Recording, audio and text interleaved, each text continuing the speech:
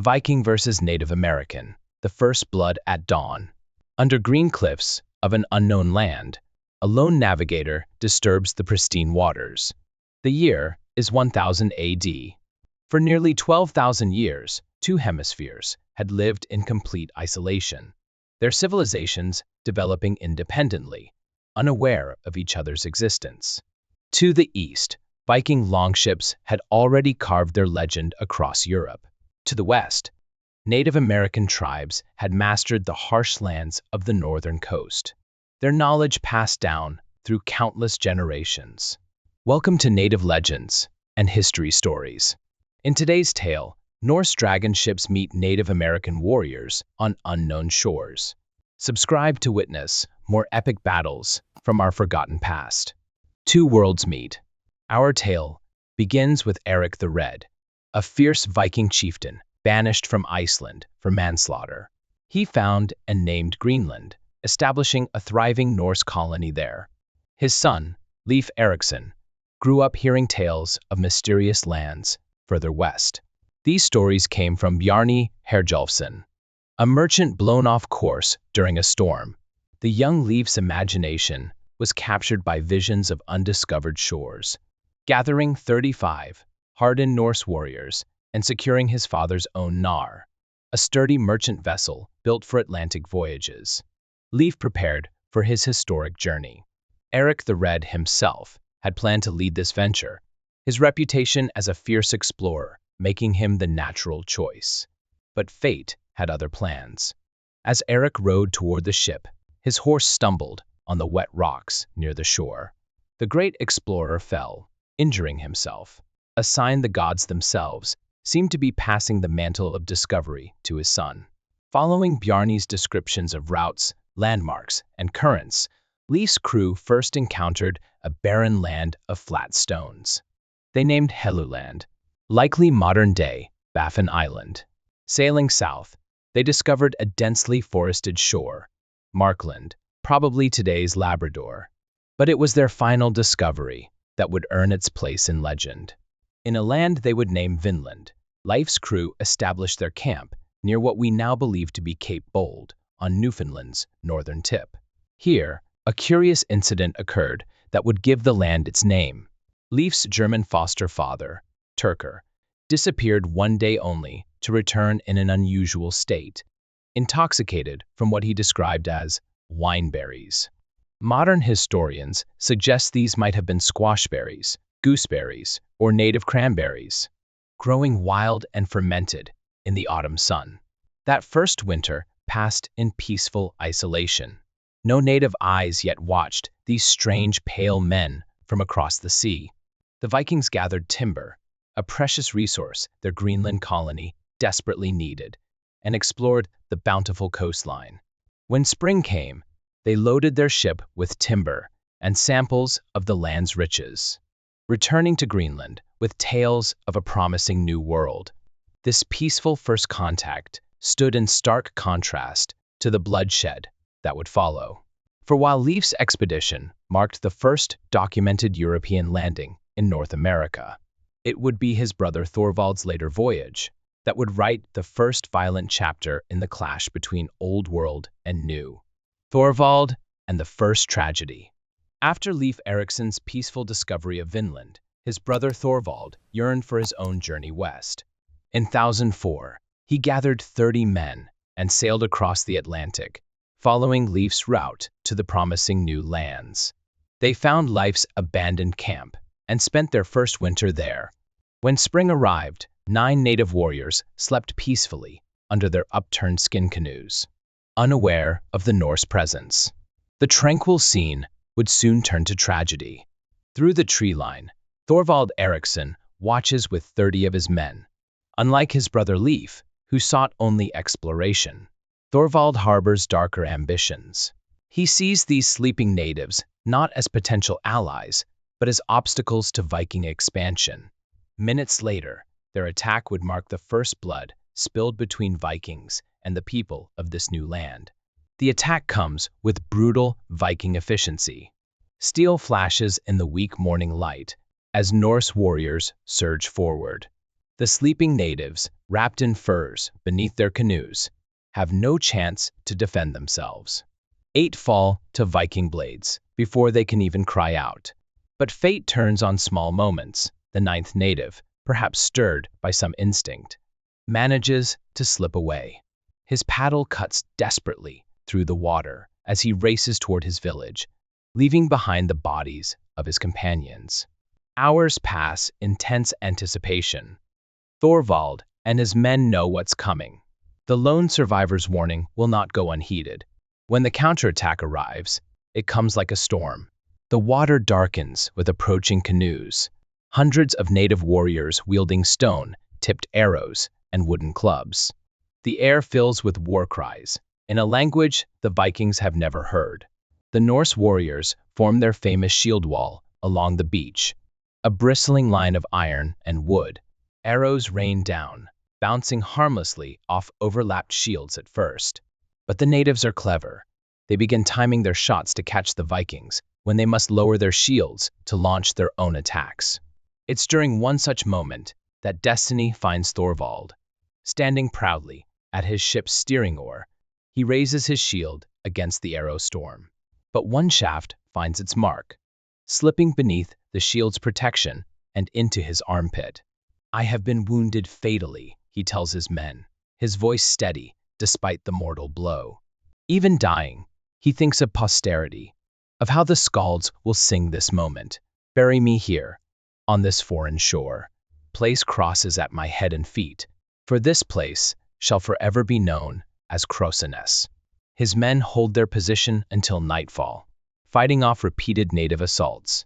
When darkness finally offers cover, they carry out their leader's final wishes, marking his grave with the symbol of their new Christian faith, a poignant merger of pagan warrior tradition and Christian burial on Native American soil. The repercussions of this first clash would ripple through all future encounters. The natives now knew these pale strangers brought not peace, but steel, and the Vikings had learned that the lands they sought to claim were far from empty. They were home to warriors who would fight fiercely to defend them. This first tragic encounter set the stage for even bloodier conflicts to come, as more Vikings would soon arrive, dreaming of permanent settlement in this rich but dangerous new land. Thorfinn's Great Expedition. After Thorvald's bloody end, a more ambitious Viking arrived in Vinland. Thorfinn Karlsefni, a wealthy merchant of distinguished lineage, believed he could succeed where others had failed. His fleet of 3 ships carried not just warriors, but the makings of a true colony. 160 men and women, livestock, and supplies for a permanent settlement. When their dragon-headed ships first appeared on the horizon, the natives watched cautiously. But Thorfinn had learned from the past. He sought trade, not conflict. As spring arrived, the first native traders approached the Norse settlement. Their canoes were laden with rich furs and pelts, treasures that would fetch high prices in European markets. The trading scene unfolded like a careful dance. The natives marveled at the bright red cloth the Vikings offered, wrapping it around their heads as ceremonial decoration. But it was the strange white liquid, milk from the Norse cattle, that truly captivated them. They eagerly traded their finest furs for this mysterious drink, a substance entirely unknown in their world. For a time, it seemed Thorfinn had found the key to peaceful coexistence.